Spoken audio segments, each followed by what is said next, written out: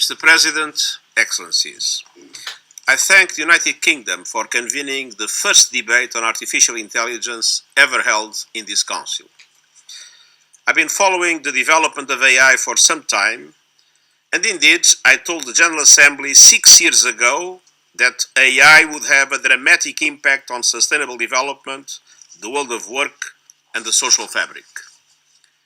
But like everyone here, I've been shocked and impressed by the newest form of AI, generative AI, which is a radical advance in its capabilities. The speed and reach of this new technology in all its forms are utterly unprecedented. It has been compared to the introduction of the printing press, but while it took more than 50 years for printed books to become widely available across Europe, ChatGPT reached 100 million users in just 2 months. The finance industry estimates AI could contribute between 10 and 15 trillion US dollars to the global economy by 2030. Almost every government, large company, and organization in the world is working on an AI strategy. But even its own designers have no idea where their stunning technological breakthrough may lead. It is clear that AI will have an impact on every area of our lives, including the 3 pillars of the United Nations. It has the potential to turbocharge global development, from monitoring the climate crisis to breakthroughs in medical research. It offers new potential to realize human rights, particularly to health and education. But the High Commission for Human Rights has expressed alarm over evidence that AI can amplify bias, reinforce discrimination, and enable new levels of authoritarian surveillance. Today's debate is an opportunity to consider the impact of artificial intelligence on peace and security, where it is already raising political, legal, ethical, and humanitarian concerns. I urge the Council to approach this technology with a sense of urgency, a global lens, and a learner's mindset. Because what we have seen is just the beginning. Never again will technological innovation move as slow as it is moving today. Mr. President, AI is being put to work in connection with peace and security, including by the United Nations. It is increasingly being used to identify patterns of violence, monitor ceasefires, and more, helping to strengthen our peacekeeping, mediation, and humanitarian efforts. But AI tools can also be used by those with malicious intent. AI models can help people to harm themselves and each other at massive scale. Let's be clear. The malicious use of AI systems for terrorist, criminal, or state purposes could cause horrific levels of death and destruction, widespread trauma, and deep psychological damage on an unimaginable scale. AI-enabled cyber attacks are already targeting critical infrastructure and our own peacekeeping and humanitarian operations, causing great human suffering. The technical and financial barriers to access are low, including for criminals and terrorists.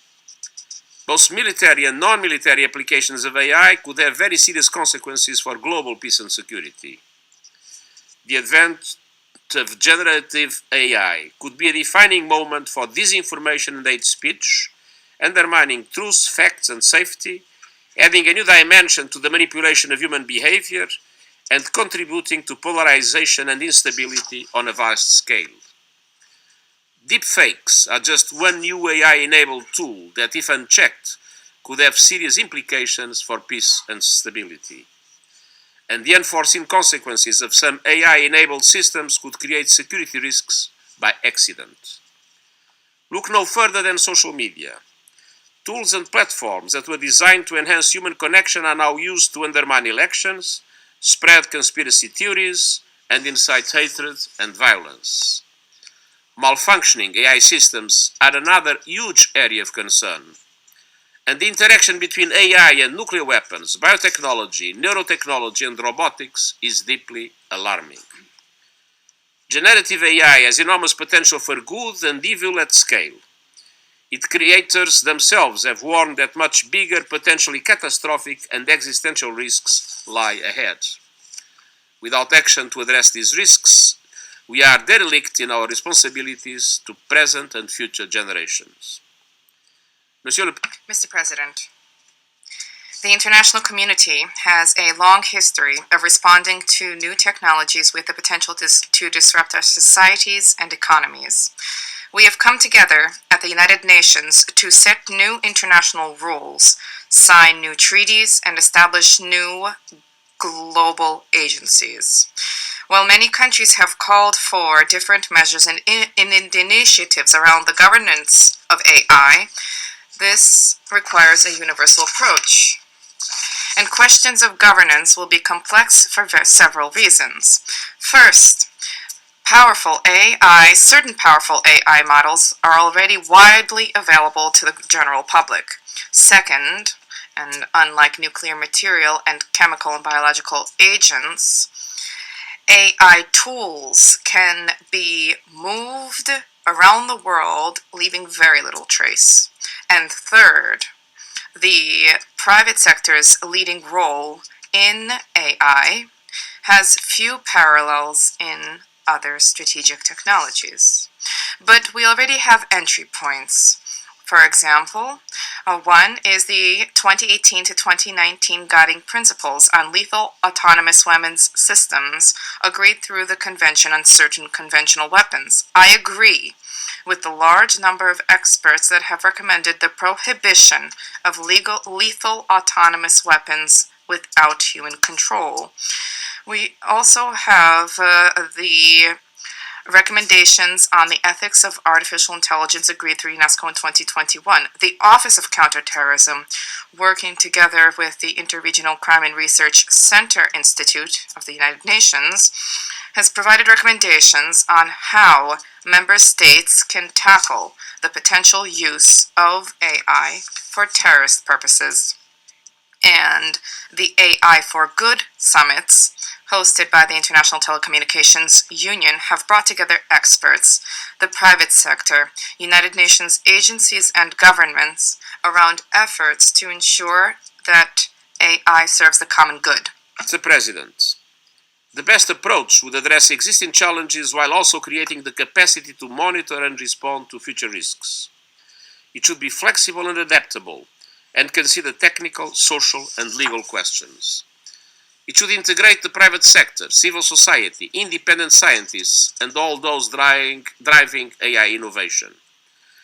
The need for global standards and approaches makes the United Nations the ideal place for this to happen.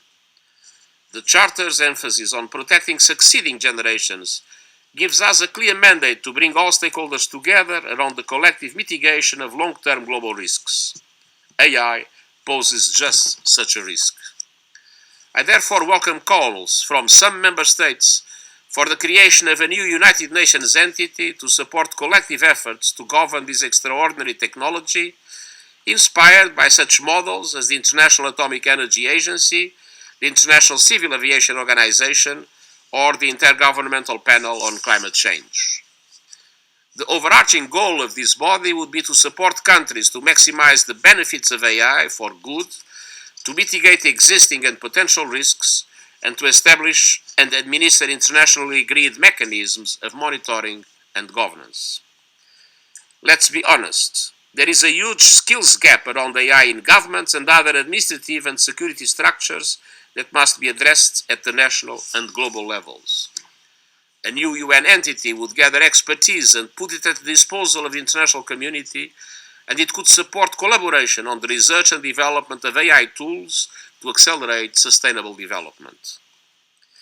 Mr. President, as a first step, I am convening a multi-stakeholder high-level advisory board for artificial intelligence that will report back on the options for global AI governance by the end of this year. My upcoming policy brief on a new agenda for peace will also make recommendations on AI governance to member states. First, it will recommend that member states develop national strategies on the responsible design, development, and use of AI, consistent with their obligations under international humanitarian law and human rights law. Second, it will call on member states to engage in a multilateral process to develop norms, rules, and principles around military applications of AI, while ensuring the engagement of other relevant stakeholders. And third, it will call on member states to agree on a global framework to regulate and strengthen oversight mechanisms for the use of data-driven technology, including artificial intelligence, for counter-terrorism purposes. The policy brief on a new agenda for peace will also call for negotiations to be concluded by 2026 on a legally binding instrument to prohibit lethal autonomous weapon systems that function without human control or oversight, and which cannot be used in compliance with international humanitarian law. I hope member states will debate these options and decide on the best course of action to establish the AI governance mechanisms that are so urgently needed. In addition to the recommendations of the new agenda for peace, I urge agreement on the general principle that human agency and control are essential for nuclear weapons and should never be withdrawn.